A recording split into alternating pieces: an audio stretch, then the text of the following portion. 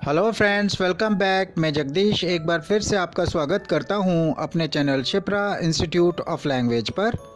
Dear friends, आज के इस वीडियो लेक्चर में मैं आपको सिखाने वाला हूं सपोज टू के करेक्ट यूजेस। अपने नेक्स्ट वीडियो लेक्चर में मैं कवर करूंगा suppose to be, suppose to have और सपोज टू हैव बीन के यूजेस। फ्रेंड्स, सपोज टू का प्रयोग हम रेस्पॉन्सिबिलिटी अर्थात जिम्मेदारी, ड्यूटी कर्तव्य, ऑब्लिगेशन सामाजिक दायित्व, एक्सपेक्टेशंस उम्मीद, रिक्वायरमेंट ज़रूरत, पर्पस उद्देश्य, पॉपुलर बिलीफ लोकप्रिय विश्वास दिखाने के लिए करते हैं। इसकी हिंदी पहचान रहती है चाहिए, उम्मीद होना, माना जाता है या माना जाता था। इसका रूल रहता है subject plus is am are present में, वाज और वर्ब पास्ट में, सपोज टू और उसके बाद वर्ब की फर्स्ट फॉर्म लगाकर ऑब्जेक्ट का प्रयोग करते हैं। चलिए एग्जाम्पल्स देख लेते हैं। आपको पढ़ाई करनी चाहिए, ये ज़रूरी है या आपका कर्तव्य है या आपकी जिम्मेदारी है। इंग्लिश होगी you are suppose to study, you are suppose to study. हमें मेहनत करनी चाहिए, ये ज़रूरी है या हमारी जिम्मेदारी है। इंग्लिश होगी we are suppose to work hard, we are suppose to work hard. Let's move on to the next example. आपको इस तरह से बर्ताव नहीं करना चाहिए, अर्थात ये आपकी जिम्मेदारी है कि आप इस तरह से बर्ताव ना करें। इंग्लिश होगी you are not suppose to behave like this, you are not suppose to behave like this.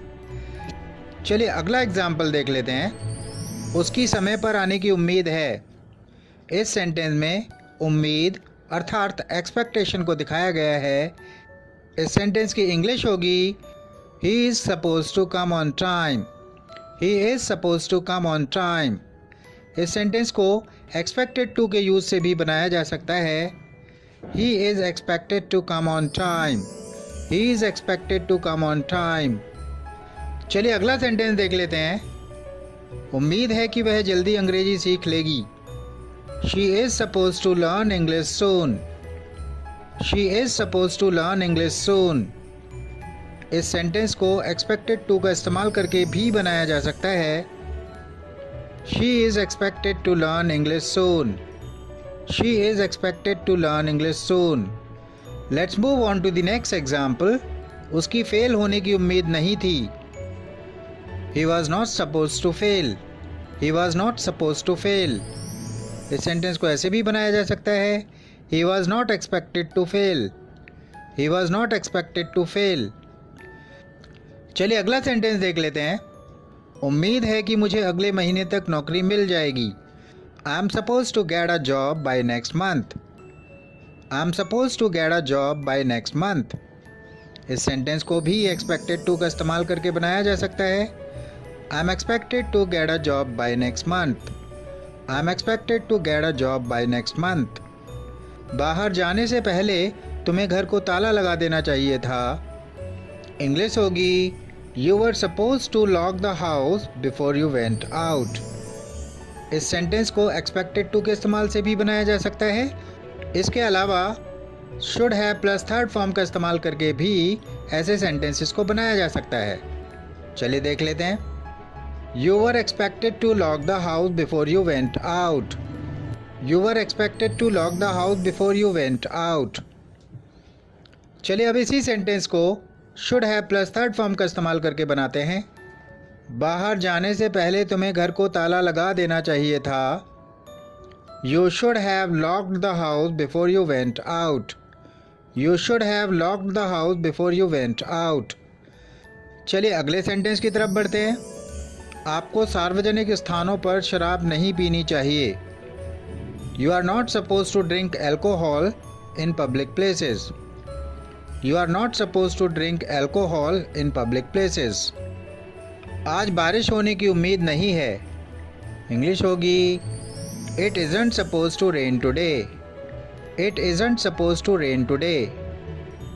इस सेंटेंस को एक्सपेक्टेड टू का इस्तेमाल करके भी बनाया जा सकता है। It isn't expected to rain today, It isn't expected to rain today. चलिए अगला सेंटेंस देख लेते हैं। सरकार को राष्ट्र हित में काम करना चाहिए, अर्थात राष्ट्र हित में काम करना सरकार की ड्यूटी है या सरकार का उद्देश्य होना चाहिए। चलिए इंग्लिश देख लेते हैं। The government is suppose to work for the good of the nation. The government is suppose to work for the good of the nation. चलिए अगला सेंटेंस देख लेते हैं। चार्जर का उद्देश्य क्या है या चार्जर का काम क्या होता है। उद्देश्य दिखाने के लिए भी हम सपोज टू का प्रयोग करते हैं। इसकी इंग्लिश होगी what is a charger suppose to do. What is a charger suppose to do. चलिए उद्देश्य दिखाने के लिए सपोज टू का एक और एग्जाम्पल देख लेते हैं। चार्जर का उद्देश्य किसी युक्ति की बैटरी को चार्ज करना होता है या चार्जर का काम किसी युक्ति की बैटरी को चार्ज करना होता है। इंग्लिश होगी a charger is suppose to charge the battery of a device. A charger is suppose to charge the battery of a device. चलिए नेक्स्ट सेंटेंस देख लेते हैं। माना जाता है कि बच्चे झूठ नहीं बोलते हैं। यहाँ पर सपोज टू का प्रयोग पॉपुलर बिलीफ को दिखाने के लिए किया जाएगा। इंग्लिश होगी children are not suppose to lie. Children are not suppose to lie.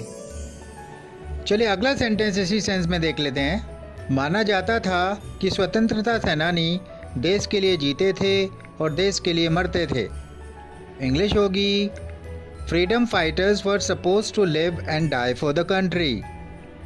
Freedom fighters were suppose to live and die for the country. चलिए नेक्स्ट सेंटेंस देख लेते हैं। हमें अधिक से अधिक पेड़ लगाने चाहिए। यह ज़रूरी है या यह हमारी जिम्मेदारी है या अधिक से अधिक पेड़ लगाना हमारा कर्तव्य है। इंग्लिश होगी we are suppose to plant more and more trees. We are suppose to plant more and more trees. Let's move on to the next example. उम्मीद है कि आप हमारे साथ सहयोग करेंगे। You are suppose to cooperate with us. You are suppose to cooperate with us. उम्मीद है कि आप हमें निराश नहीं करेंगे। You are not suppose to let us down. You are not suppose to let us down. Meeting 2 घंटे में ख़त्म होने की उम्मीद है। इंग्लिश होगी the meeting is suppose to come to an end in 2 hours। The meeting is suppose to come to an end in 2 hours। चलिए next sentence देख लेते हैं। क्या उनके समय पर आने की उम्मीद है। ये इंटरोगेटिव सेंटेंस है, इसलिए इसमें हेल्पिंग वर्ब आर को पहले ले लेंगे। Are they suppose to come on time. Are they suppose to come on time. इसी के साथ आज का ये वीडियो लेक्चर समाप्त करूंगा और आपसे विदा लूँगा इस वादे के साथ कि बहुत जल्दी अपने नेक्स्ट वीडियो लेक्चर में आपसे फिर से मुलाकात होगी। Till then keep smiling, keep watching, have a good time. Bye bye.